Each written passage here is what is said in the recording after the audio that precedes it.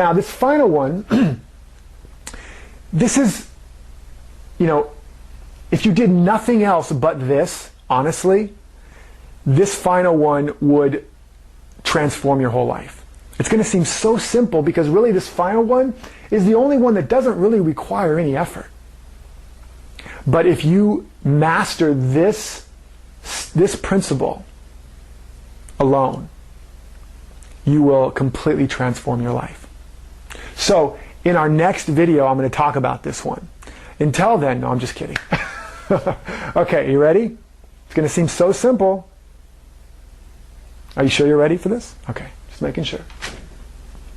Receive. And I know it seems opposite. I've been talking all about giving. Whatever's missing is what you're not giving. Don't try to give. Give. Yes. Absolutely.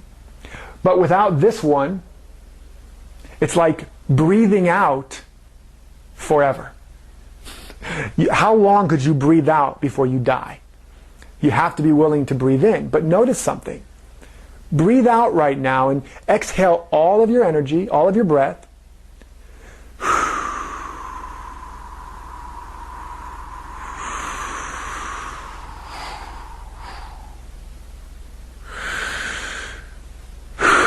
Now notice, I didn't have to try to breathe in.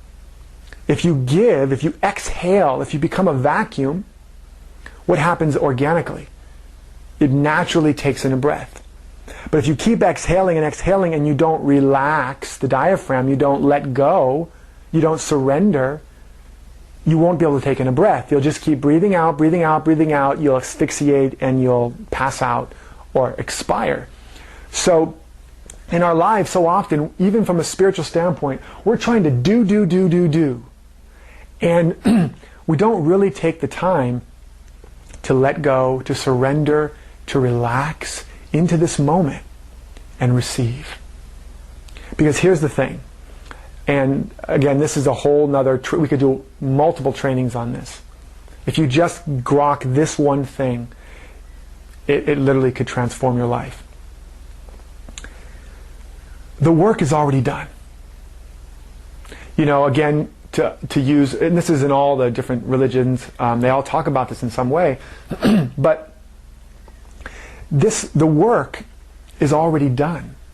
That whether you call it the kingdom of heaven or nirvana or Plato's realm of perfect prototypes or perfect ideas or perfect forms, whatever you call it, by whatever name you describe this reality with a capital R, the work is done. Love is, peace is, joy is, abundance is, wholeness is, freedom and fulfillment is. Life already is an isness that's already complete and whole and perfect. Who by taking thought can add 1 cubit to his stature? It says in the biblical scriptures. You can't make any of this happen. You can't make life or love or abundance happen. You can make it welcome by cultivating the right conditions for that which is already planted as the seed of potential in the soil of your soul, and it begins to emerge. If you're a farmer or a gardener, you can do all the work in the soil. You can plant and you can till it and you can weed it and you can water it and you can get enough light, but you can't make that seed grow. And if you are not willing to wait and to be patient and go in there and pull up the seed and crack it open and try to say, where are you, plant? You're going to kill it, you're going to destroy the process, and it's never going to grow. And in our life, that's a fundamental piece that's missing from us. We're like, don't just sit there, do something. And I would say to you, don't just do something, sit there. And when you just sit there and just begin to allow as part of your practice to just receive. And just notice around you, right now, if you're sitting down or standing up, that you're supported. That your head is supported by your neck, which is supported by your shoulders. That your heart is beating, you're not having to beat it. That your breath is breathing, you're not having to breathe it. That your body's digesting food without you having to do affirmations. That you're standing on ground that is supporting you. Maybe you're sitting in a chair that's being supported by the base of your home, which is being supported by the foundation of the earth. which is being supported by the gravitational pulls in the universe, you're supported. And you take a breath and you notice there's oxygen. You didn't have to earn it. You didn't have to achieve it. You didn't have to even be worthy of it. There it is. And you notice all around you there's beauty everywhere. There's abundance everywhere. I mean, my God. You know, if you're in a place right now, you're surrounded by walls, there's safety, there's security, there's protection. You know, you drive around and there's birds chirping and there's so much abundance and wealth and love and support. The whole universe is literally conspiring for your good, right now and always.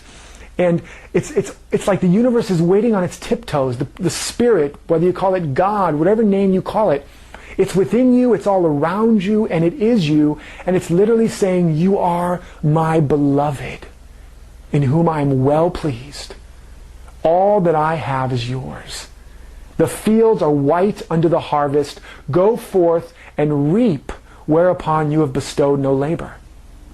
This is a scriptural passage which says effectively, it's there.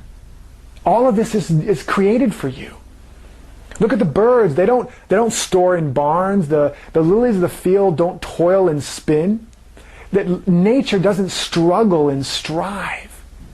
It rests and it receives. It plays and it expresses and creates and it receives. It's not a struggle. Your life doesn't have to be a struggle either.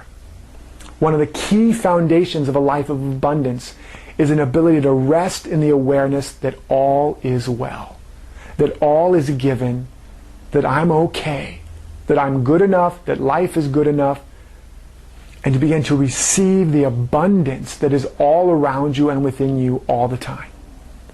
And then to begin to live out from that place. So that you're not praying for anything, you're praying from it. When you affirm that you are abundant, you're not trying to draw it in, you are radiating it out. Rest and receive.